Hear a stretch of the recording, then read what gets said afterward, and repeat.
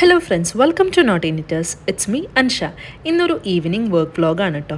ഇന്നെനിക്ക് കുറച്ചധികം orders evening dispatch ചെയ്യാനുണ്ടായിരുന്നു. അപ്പോൾ അത് നിങ്ങൾ കൂടി കാണിച്ചു തരാമെന്ന് വിചാരിച്ചു. ഇതാണ് എൻ്റെ ഇപ്പോഴത്തെ ഡെസ്കിൻ്റെ അവസ്ഥ. ഓൾറെഡി എനിക്ക് കൺഫേം ചെയ്ത ഓർഡേഴ്സൊക്കെ ഞാൻ എല്ലാം സെറ്റ് ചെയ്ത് വെച്ചിട്ടുണ്ട്. പക്ഷേ ഇന്ന് എനിക്ക് ഡിസ്പാച്ച് ചെയ്യാനുള്ളത് കുറച്ച് അർജൻറ്റ് ഓർഡേഴ്സ് ആയിരുന്നു. കാരണം ഈ ഒരു ഓർഡേഴ്സൊക്കെ എനിക്ക് കൺഫേം ചെയ്ത് കിട്ടിയത് സാറ്റർഡേയും സൺഡേ ആയിട്ടാണ് കേട്ടോ. അപ്പോൾ ഇന്ന് സെൻഡ് ചെയ്യേണ്ടതാണ് അവയൊക്കെ. അപ്പോൾ എനിക്ക് ആദ്യം തന്നെ കുറച്ച് പാക്കേജസ് ഒക്കെ അൺബോക്സ് ചെയ്യാനുണ്ടായിരുന്നു. ഇതൊക്കെ ആസ് യൂഷ്വൽ കസ്റ്റമേഴ്സിന് വേണ്ടിയിട്ട് ഓർഡർ ചെയ്ത സാധനങ്ങളാണ്. ടീഷർട്ട്, അതുപോലെ തന്നെ ഈ ഒരു ഇത് വരുന്നത് ഒരു സ്ലിംഗ് ബാഗാണ്. പിന്നെ ഇത് ഷർട്ടാണ്. പിന്നെ ഒരു വലിയ ഒരു പാക്കേജ് ഉണ്ട്, അതുകൂടി നമുക്ക് അൺബോക്സ് ചെയ്തിട്ട് എല്ലാം ഒന്ന് എടുത്തു വെക്കാം. അതിന് ശേഷം നമുക്ക് വർക്ക് സ്റ്റാർട്ട് ചെയ്യാം കേട്ടോ. ഇതാണ് ആ ഒരു വലിയ പാക്കേജ് വരുന്നത്. ഇതിൽ വന്നിട്ട് ടീഷർട്ട് തന്നെയാണ്. പിന്നെ കുറച്ച് ടോയ്സ് ഉണ്ട്, ഒരു ചെറിയ മോൻ്റെ ബർത്ത്ഡേക്ക് വേണ്ടിയിട്ട് സെറ്റ് ചെയ്യാൻ വേണ്ടിയിട്ടാണ്. അത് ഈ മന്ത് ലാസ്റ്റൊക്കെയാണ്, പക്ഷേ എല്ലാം നമുക്കൊന്ന് അറേഞ്ച് ചെയ്ത് വെക്കാം. ഒരു ടോയ് കാറുണ്ട്, പിന്നെ ബാക്കിയൊക്കെ ടീഷർട്ട്സാണ്. അപ്പോൾ ഇതെല്ലാം നമുക്കൊന്ന് അടുക്കി പെറുക്കി വെക്കാം. ഇനി നമുക്ക് ഇന്ന് സെൻഡ് ചെയ്യാനുള്ള സാധനങ്ങൾ എന്തൊക്കെയാണെന്ന് നോക്കാം. കസ്റ്റമർ ഓർഡർ തരുന്നതനുസരിച്ച് ഞാനൊരു ബുക്കിൽ എല്ലാം വിശദമായിട്ട് എഴുതി വെക്കാറുണ്ട് കേട്ടോ, എന്തൊക്കെയാണ് ഐറ്റംസ് സെറ്റ് ചെയ്യേണ്ടതെന്നൊക്കെ. അതുകൊണ്ട് എനിക്ക് കാര്യങ്ങളൊക്കെ എളുപ്പമാണ്. അപ്പോൾ ഇന്ന് ജൂലൈ 8 ഈവനിങ്, അപ്പോൾ ജൂലൈ 9 കിട്ടേണ്ട സംഗതികളൊക്കെയാണ് നമുക്ക് ഇന്ന് സെൻഡ് ചെയ്യാനുള്ളത്. അപ്പോൾ ആദ്യം തന്നെ ഒരു ഫെറാറോ റോഷറിൻ്റെ ബുക്കെയും പിന്നെ ഒരു സിമ്പിൾ കാർഡുമാണ്. ആ സിമ്പിൾ കാർഡിൽ വിഷസ് എഴുതണം. അപ്പോൾ ഞാൻ ആ വിഷസ് എഴുതി കൊടുക്കുകയാണ്. ഇതിൻ്റെ കൂടെ നമുക്ക് നമ്മൾ താങ്ക് യു കാർഡും കൂടി വെച്ച് കൊടുക്കാം. പിന്നെ ഇത് പാക്ക് ചെയ്യുന്നത് ജസ്റ്റ് ഒരു ഗിഫ്റ്റ് ബാഗ്, ഒരു സാധാരണ ഒരു പേപ്പർ ബാഗിലാണ് കേട്ടോ. ഗിഫ്റ്റ് ബാഗൊന്നുമല്ല, ജസ്റ്റ് ഒരു പേപ്പർ ബാഗിലാണ്. അപ്പോൾ അതുകൂടി വെച്ചിട്ട് നമുക്കൊന്ന് മാറ്റി വെക്കാം. ഇനി അടുത്തൊരു ഓർഡർ എന്ന് പറയുന്നത് ഒരു ഷർട്ട് ഹാമ്പറാണ്. അതിൽ വരുന്ന ഐറ്റംസ് എന്തൊക്കെയാണെന്ന് വെച്ചാൽ ഒരു ടീഷർട്ട് ഉണ്ട്, പിന്നെ കസ്റ്റമൈസ്ഡ് വാളറ്റ്.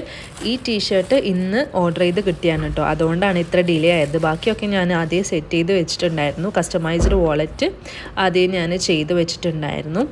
ഇതാണ് കേട്ടോ വാളറ്റ് വരുന്നത്. അറബിക്കിലാണ് നമ്മൾ നെയിം കൊടുത്തിട്ടുള്ളത്. ഒരു ബ്രൗൺ ഷെയ്ഡിലുള്ള ഒരു വാളറ്റാണ്. ഇനി ഇതിൻ്റെ കൂടെ ഒരു സിമ്പിൾ കാർഡ് കൂടി ആഡ് ചെയ്യാൻ പറഞ്ഞിട്ടുണ്ടായിരുന്നു കസ്റ്റമർ.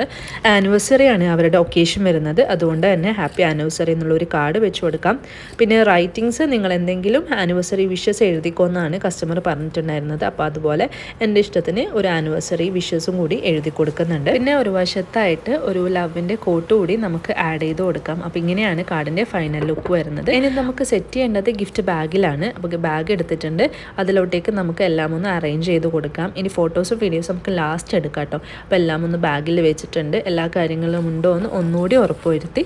ഇനി നമുക്ക് നെക്സ്റ്റ് ഓർഡർ എന്ന് പറയുന്നത് ഒരു ഷർട്ട് ഹാമ്പർ തന്നെയാണ്. പക്ഷേ ഇത് ഗിഫ്റ്റ് ബോക്സിലും ബാഗിലും ഒന്ന് സെറ്റ് ചെയ്യേണ്ട, ജസ്റ്റ് ഒന്ന് കാർഡ്ബോർഡിൻ്റെ ബോക്സിലാക്കിയിട്ട് പാക്ക് ചെയ്താൽ മതി എന്ന് പറഞ്ഞിരുന്നു.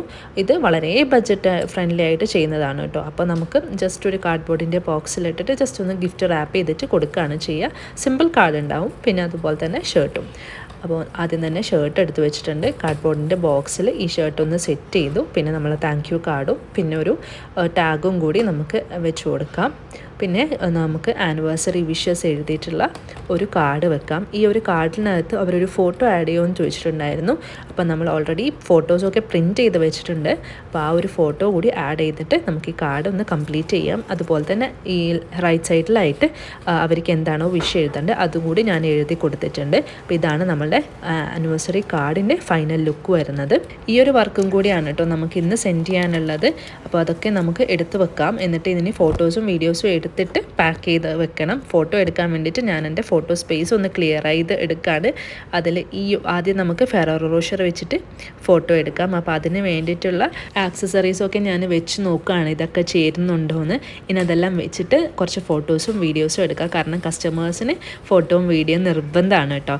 അപ്പോൾ ഫോട്ടോ എടുത്തിട്ട് നമുക്കിതൊന്ന് പാക്ക് ചെയ്തെടുക്കണം. ഇങ്ങനെയാണ് ഞാൻ പാക്ക് ചെയ്തെടുത്തിട്ടുള്ളത്. ഒരു ബ്ലാക്ക് പേപ്പർ ബാഗിൽ ജസ്റ്റ് ഇട്ട് കൊടുത്തിട്ടുണ്ട്. ഇനി ഇതിന് നമുക്ക് ക്ലിങ് ഫിലിം വെച്ച് നന്നായി റാപ്പ് ചെയ്യാം. കാരണം ഇത് നമുക്ക് സെൻഡ് ചെയ്യേണ്ടത് DIPയിലേക്കാണ്. അടുത്തതിൻ്റെ ഫോട്ടോസും വീഡിയോസും കൂടി നമുക്ക് എടുക്കണം. ഈ ഒരു ഷർട്ട് ബോക്സ് ആണ് കേട്ടോ.